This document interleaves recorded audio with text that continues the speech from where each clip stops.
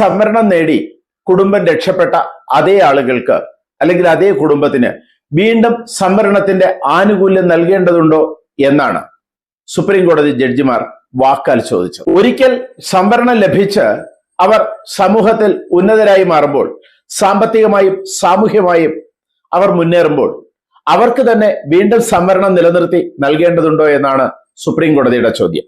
അത് യഥാർത്ഥത്തിൽ ഇതുവരെ സംവരണം ലഭിക്കാത്ത സാധാരണക്കാർക്ക് അവർക്ക് നൽകി അവരുടെ കുടുംബത്തെയും ഈ രീതിയിൽ ഉയർത്തിക്കൊണ്ടുവരേണ്ടതില്ലയോ എന്ന സംശയമാണ് സുപ്രീം കോടതി നിരീക്ഷിച്ചത്.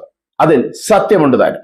സാധാരണ ഇന്ത്യയിൽ പരക്കെ നമ്മൾ നോക്കിക്കഴിഞ്ഞാൽ ഒരിക്കൽ സംവരണം ലഭിച്ച് ഉന്നത ശ്രേണിയിലെത്തിയവർ, ഉന്നത ശ്രേണി എന്നർത്ഥമാക്കുന്നത് സാമ്പത്തികമായും സാമൂഹ്യപരമായും ഉന്നത ശ്രേണിയിലെത്തിയവർ, അവരുടെ മക്കൾക്ക് വീണ്ടും ഇതേ സംവരണ ആനുകൂല്യത്തിന് അർഹരാകുന്നു. അപ്പോൾ സംവരണത്താലോ അല്ലെങ്കിൽ മറ്റേതെങ്കിലും രീതിയിൽ ഉയർന്നു വരാൻ കഴിയാത്ത സാധാരണക്കാരും അതിൽ താഴെയുള്ളവരും അതേ രീതിയിൽ തുടരുന്നു.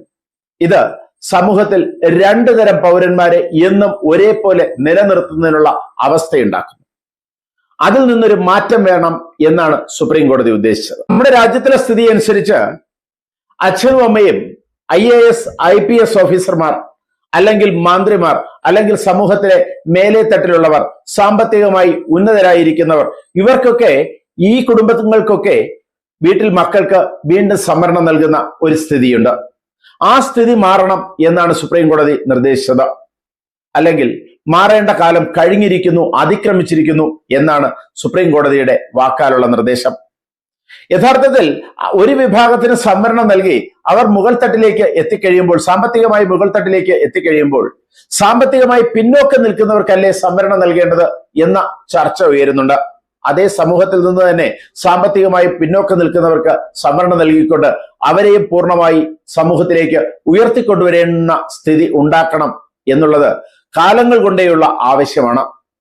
സ്വാതന്ത്ര്യം ലഭിച്ചപ്പോൾ സംവരണം നൽകിയത് താഴെത്തട്ടിൽ നിൽക്കുന്നവരെ ഉയർത്തിക്കൊണ്ടുവരുന്നതിനാണ്. അതിനൊരു കാലപരിധിയും വച്ചിരുന്നു. ആ കാലപരിധിയൊക്കെ പോട്ടെ, അല്ലെങ്കിൽ ഇപ്പോഴും താഴെത്തട്ടിൽ നിൽക്കുന്നവരെ ഉയർത്തിക്കൊണ്ടുവരുന്നതിനുള്ള നീക്കങ്ങളായിരിക്കണം രാഷ്ട്രീയക്കാർ ചെയ്യേണ്ടത്. സംവരണത്തിന്റെ പഴയ നൂലാമാലകളെ എടുത്തു മാറ്റേണ്ടതുണ്ട്. ഈ ചർച്ച ഇപ്പോൾ ഉയർന്നു വരാൻ കാരണം കർണാടകയിൽ ഇലക്ട്രിക് അസിസ്റ്റന്റായി ജോലി ലഭിച്ച പിന്നോക്കക്കാരനെ ക്രീമി ലെയർ പരിധിയിൽ ഉൾപ്പെടുത്തി സംവരണത്തിൽ നിന്ന് പുറത്താക്കിയതാണ്. ഇയാളുടെ മാതാപിതാക്കൾ സർക്കാർ ജോലിക്കാരാണ് എന്ന കാരണം ചൂണ്ടിക്കാട്ടിയാണ് ക്രീമി ലെയർ പരിധിയിൽ ഉൾപ്പെടുത്തി ഇയാളെ സംവരണ പരിധിയിൽ നിന്ന് പുറത്താക്കിയത്. അതിനെതിരെ സുപ്രീം കോടതിയിൽ നൽകിയ ഹർജിയിലാണ് സുപ്രീം കോടതിയുടെ വാക്കാലുള്ള